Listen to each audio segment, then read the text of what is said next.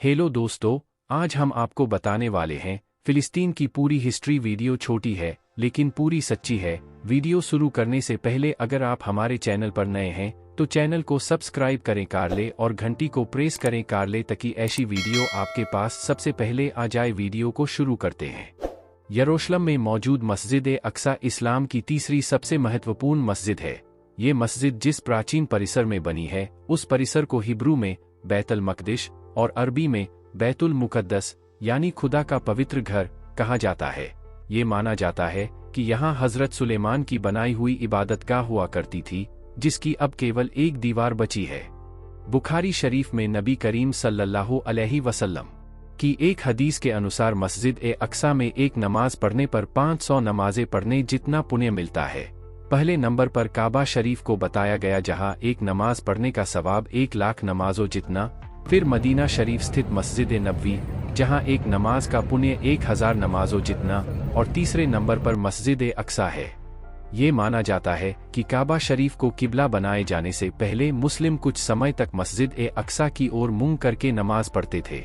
और हदीस के अनुसार मस्जिद अक्सा दुनिया में बनाई गई इस्लाम की दूसरी मस्जिद है और इसे इस्लाम की पहली मस्जिद यानी काबा शरीफ के बनाए जाने के मात्र 40 वर्ष बाद बनाया गया था। फिर इसरा और मेराज की बहुचर्चित घटना में अल्लाह ने एक ही रात में नबी सल्लल्लाहु अलैहि वसल्लम को काबा शरीफ से बैतुल मुक़द्दस की यात्रा कराई थी। इन कारणों से ये मस्जिद मुस्लिमों के लिए बहुत महत्वपूर्ण है। यहूदी और ईसाई धर्म ग्रंथों के अनुसार हज़रत इब्राहीम अलैहिस्सलाम के बाद कई नबियों ने इस मस्जिद को अपनी इबादतगाह बनाया, किंतु हज़रत सुलेमान अलैहिस्सलाम के ज़माने तक यह मस्जिद नष्ट हो चुकी थी और यहूदी धर्म में कई कुरीतियां बन गई थीं। हज़रत सुलेमान अलैहिस्सलाम ने बैतुल मुक़द्दस का पुनर्निर्माण कराया और यहूदी धर्म की कुरीतियों को मिटाया। इसके बाद यहाँ यहूदी साम्राज्य बहुत फला फूला, किंतु सन 70 ईस्वी में रोमनों ने बैतुल मुक़द्दस को जलाकर नष्ट कर दिया और इसे रोमन देवताओं जुपिटर आदि के मंदिर में तब्दील कर दिया। फिर जब 315 ईस्वी में रोमन शासक कॉन्स्टेंटाइन अपना धर्म परिवर्तन करके ईसाई बन गया, तो फिर रोमनों ने उस बैतुल मुक़द्दस को त्याग दिया जिसे उन्होंने मूर्ति स्थल बना दिया था।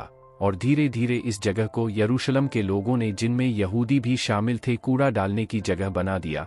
उन यहूदियों ने भी बैतुल मुक़द्दस को पवित्र स्मारक मानना छोड़ दिया था। 614 ईस्वी में रोमनों को पारसियों ने पराजित कर दिया। अब यहूदी बिल्कुल आज़ाद थे अपनी मनचाही जगह पर इबादत करने को, पर तब भी यहूदियों ने बैतुल मुक़द्दस को इबादत करने के लिए नहीं चुना।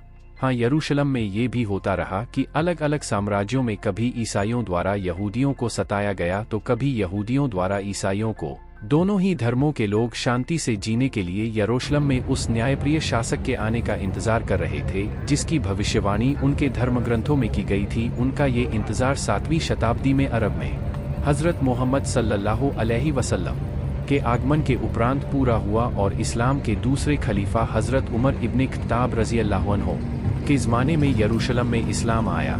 हज़रत उमर रज़ियल्लाहु अन्हु ने मस्जिद अक्सा को एक बार फिर तामीर करवाया। यरूशलेम में मुस्लिमों और एक न्यायप्रिय मुस्लिम शासक के आने से ईसाई और यहूदियों दोनों समुदायों ने बड़ी राहत महसूस की। 11वीं शताब्दी में फ़िलिस्तीन पर यूरोपीय ईसाइयों ने हमला किया। उन्होंने यहूदियों और मुस्लिमों पर बड़े अत्याचार किए। उन यूरोपीय ईसाइयों ने यहूदियों को मारकर उनके मंदिरों में डाल दिया और मुस्लिमों को मारकर मस्जिद अक्सा में फेंक दिया। बल्कि इन यूरोपीय ईसाइयों ने अरबी ईसाइयों को भी सताने से परहेज नहीं किया। फिलिस्तीन के यहूदी अपनी जान बचाकर स्पेन भाग गए ताकि स्पेन के मुस्लिम शासन का संरक्षण उन्हें मिल जाए। सन 1189 ईस्वी में इस्लामी फौज के सरदार हज़रत सलाहुद्दीन अयूबी ने यरूशलेम से जालिम यूरोपीय ईसाइयों को निकाल बाहर किया और यरूशलेम में वापस इस्लामी कानून लागू किया। इस इस्लामी शासन में ईसाई, यहूदी और मुस्लिम सभी बड़ी शांति और मेल मोहब्बत से रहते थे। सौहार्द की ये स्थिति 19वीं सदी तक कायम रही, जब तक फिलिस्तीन मुस्लिम ऑटोमन साम्राज्य के अधीन था।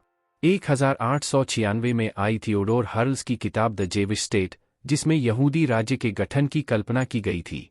हर्ल्स एक यहूदी पत्रकार और लेखक था और वो चाहता था कि यहूदी का अपना राष्ट्र हो, लेकिन जेविश स्टेट की योजना इस किताब से पहले ही रसूखदार यहूदियों के दिमाग में पल रही थी। यूरोप से दूर अरब के फिलिस्तीन में यहूदियों को ले जाकर बसाने पर यहूदी और यूरोपीय ईसाइयों में गुपचुप समझौता बन गया था। इसीलिए 1897 के पहले ही कुछ यहूदी इस इलाके में पहुंचना शुरू हो गए थे। 1903 तक वहां 25,000 यहूदी इकट्ठा हो गए थे, जिनमें से ज्यादातर पूर्वी यूरोप से आए थे। उस समय वह इलाका ऑटोमन साम्राज्य का हिस्सा था और करीब 5 लाख अरबों के साथ यहूदी भी रहने लगे। 1904 और 1914 के बीच और 40,000 अप्रवासी वहां पहुंच गए। 1917 पहले विश्व युद्ध के दौरान इस इलाके पर तुर्की के ऑटोमन साम्राज्य का शासन था। इस इलाके से तुर्की का नियंत्रण उस समय खत्म हुआ जब ब्रिटेन ने ऑटोमन साम्राज्य को खत्म कर दिया। अब फिलिस्तीन पर अंग्रेजी शासन हो गया और यहूदी यहाँ यूरोप से आकर बसते रहे। जर्मनी में हिटलर के यातना शिविरों से बचकर भागे यहूदियों ने भी इसी फिलिस्तीन में शरण ली। फिर जब 15 मई 1948 को ब्रिटेन ने फिलिस्तीन को स्वतंत्र कर देने की घोषणा की तो उसी दिन अनेक सशस्त्र यहूदी आतंकवादियों ने असंख्य निर्दोष फिलिस्तीनियों की हत्या करके यरूशलेम पर और फिलिस्तीन के अनेक हिस्सों पर कब्जा करके इस लूटे हुए क्षेत्र को इजराइल नाम दिया। यूनाइटेड नेशंस ने यहूदियों के कब्जे वाले क्षेत्र को एक नए देश के रूप में मान्यता दे दी, लेकिन तब यरूशलेम यहूदियों के कब्जे में नहीं था।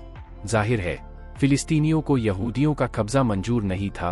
वो इजराइल के विरुद्ध संघर्ष करते रहे और इसे बहाना बनाकर अमेरिका और यूरोप के भेजे हथियारों के बल पर इजराइल फिलिस्तीन की जमीनों पर कब्जे करता रहा। इजराइल ने पूरा यरूशलेम अवैध रूप से कब्जा कर रखा है और फिलिस्तीनी मुस्लिमों को जेलों में डालना, फिलिस्तीन की महिलाओं, लड़कों, छोटे छोटे बच्चों तक की हत्याएं कर डालने जैसे अपराध इजराइल दशकों से करता आ रहा है और दुनिया भर के तथाकथित मानवतावादी मुंह में दही जमाकर बैठे रहते हैं। दुनिया के दोगलेपन और इस्लामोफोबिया की जीती जागती सूरत देखनी हो तो फिलिस्तीन इजराइल मुद्दे पर तथाकथित मानवतावादियों के विचार सुन लीजिए, सारी हकीकत सामने आ जाएगी। दोस्तों, हमारी वीडियो अच्छी लगी हो तो चैनल को सब्सक्राइब करें और घंटी को प्रेस करें ताकि ऐसी वीडियो आपके पास सबसे पहले आ जाए। धन्यवाद।